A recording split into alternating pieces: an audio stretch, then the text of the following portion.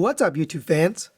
Today we're going to take a look at the Infinite Transformation Emperor of Destruction, their version of a KO MP-36 Megatron. So I haven't looked at a KO in a while. If you've been with me for a while since the beginning of my channel, you know I used to look at KOs all the time. I used to buy a lot of KOs, just review them, compare them. I've since not been doing that. I've kind of stuck to the official and third party and kind of done away with the KOs. But many people have recommended this figure to me over time. I ended up buying this for a local friend. His name is Greg. And he said, hey, can you get this from Show Z? So I got this from Show Z store. Relatively cheap. I think it was 95 bucks total shipped. So compared to the official Megatron, it's quite cheap. So I was really curious, at that price, less than half the price, is it a good product? So today what we're going to do is just compare this in robot mode to the official MP-36 Megatron, which is right here. And just go over the differences, not only with the figures themselves, but also with the accessories that you get with it and what comes with it. So this is kind of a throwback to my old days when I used to do these kind of comparisons with the KOs. So first of all, you do get this instruction booklet. It is very cheap. It screams KO. The instructions aren't great at all. It's just a fold out, simple instructions. And you don't get a collector's card with this one. But that's to be expected for $94 KO price. So there are the two accessory trays. You can see they are identical. They're exactly the same. They're laid out the same way. They have the exact same number of accessories. The only difference, so this is the KO, this is the official. Only difference is this guy right here, you get a little Kremzik. It's got some red paint for the eyes and the mouth. It does stand up. It's a nice little figure. But that's it. This comes in the tray with Megatron. Other than that, all identical. All right, here are the figures together, and the first thing you're going to notice is the KO is taller. Yes, he is slightly taller. I inspected these very closely. The difference is the thighs. So they've actually made the thighs longer on the Infinite Transformation, so you can see it. If you put it side by side, you can see that they meet up knee to knee, but where they don't meet up is the hips. These hips are higher. Because the thigh is longer on the KO, it actually needs a longer hip skirt. So the hip skirt is actually longer to make up for that. So I'm not sure why they changed that design. Maybe to make it more stable, maybe to make him taller. But either way, they did make the thigh bigger, and so the hip skirt is longer to compensate so that it'll transform properly. Other than that, it looks like the same mold. I did also notice these thighs are plastic on the original. On the KO, these are metal.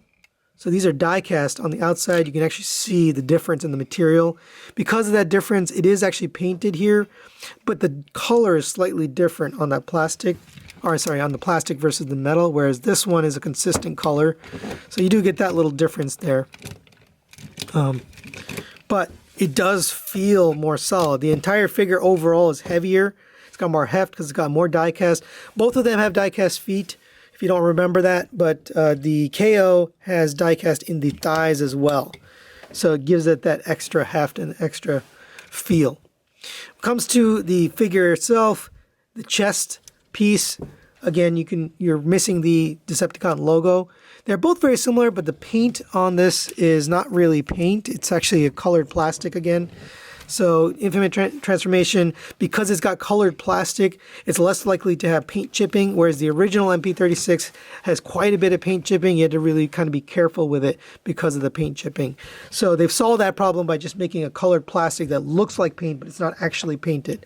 Coming to the back here, you can see pretty big difference is they've included this plate here. So if you take off that plate, it's just a cover, and it cleans up his back. That's what the original looks like. So without the cover, you have this big ugly mess. So you can just put this back on here. Nice little addition. This cleans up the robot mode quite well. So there's the back. You can see these hip skirts are also longer or bigger than these, and that's to accommodate for the bigger thighs on the new. So they did redesign that. All right, now we'll take a look at the cannons themselves.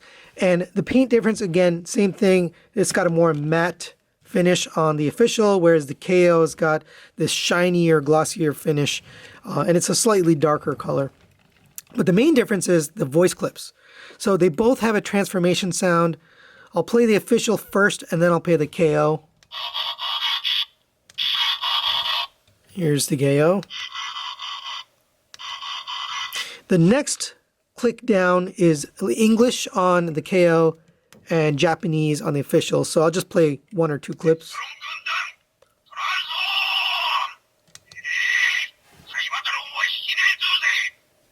And then here's the KO.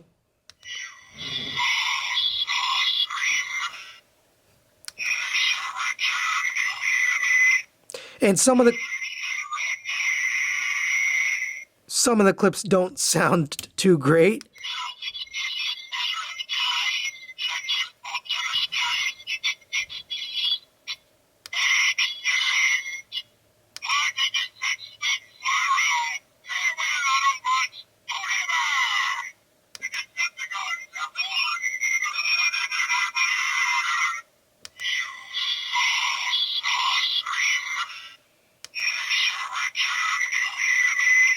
All right, so there you get the idea. It's got a bunch of voice clips, but some of them don't sound great. But it's nice that you get the English clips. I wish the official had those English clips. The next one down is actually Chinese. So there's 4 buttons on here, but there's only 3 here. And these Chinese clips, I can barely hear it anyways, even if I could understand Chinese.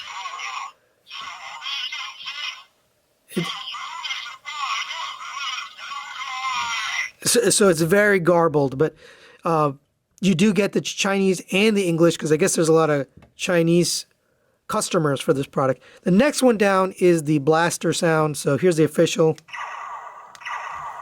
Here's the KO. So very different sounding. But that's one of the advantages, is you get the English clips with this guy. All right, now let's go over the articulations. You can see kind of how they differ. It's very different, but very minor. But the head is on a ball joint. So on the official, it goes up to there. It does have this rotating panel, so you can get it way down and then way up. Rotates side to side. The shoulder rotates on a ratchet here, then up on a ratchet this way. It folds out on a butterfly joint, and then in and out here on that joint. So you can get it up like this. The gun is a little bit on the loose side, the way it sits there. It's not very tight. For the hands, you get individually articulated fingers. The bottom 3 are pinned together, whereas the pointer finger is separate, so you can point. And then the thumb is just on a rotation joint here at the base. Moving downwards, you have a rotation at the waist. You do have an ab crunch. It goes all the way down to there based on that joint right there. You'll notice that this gun on the back is very loose, and that's kind of one of the issues with the official. Some of the pieces are very loose, and it's kind of frustrating. You have hip skirts here on the front and on the sides. The leg can go up to there on a ratchet. Back to here, you can't really get this out of the way, so that's a little bit frustrating. Out to the side on friction. It's a little bit heavy. Rotation at the top of the thigh. A single jointed knee, but you get well past 90 degrees. And this is a little bit on the loose side as well. You have ankle tilt.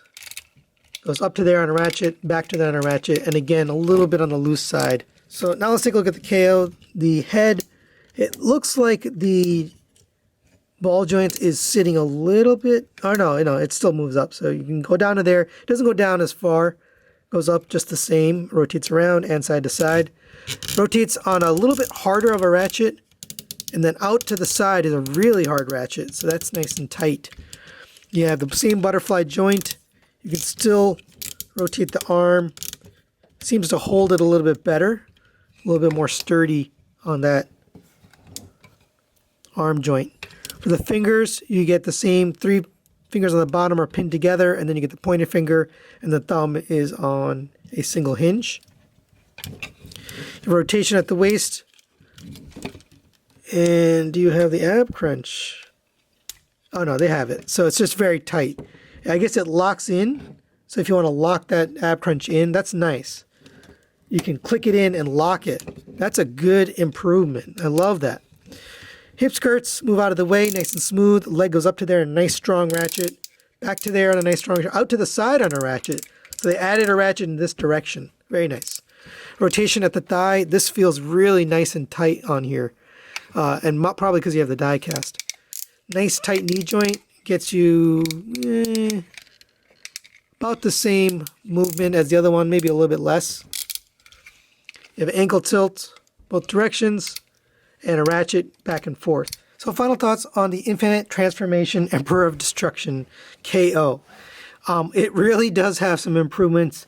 I was kind of surprised by how much better it is. So the main improvements are the stiffer joints, the improvement to the English voice clips there, the overall feel with the die cast added, and just the overall quality of the thing. The addition of this back plate there, all of that kind of adds to a more fun and playable figure. Now, you do have the KO aspect of not having the Decepticon logos, but you can, of course, get your own repro labels and put them on there. So I guess I recommend this. I mean, I don't normally recommend KOs over the official, but in this particular case, this is a really nicely done KO, a really good replacement, especially for the price at $95 or $100, well over half the cost of the official. I have to say this is a really, really well done KO. Thanks for watching, and we'll see you next time.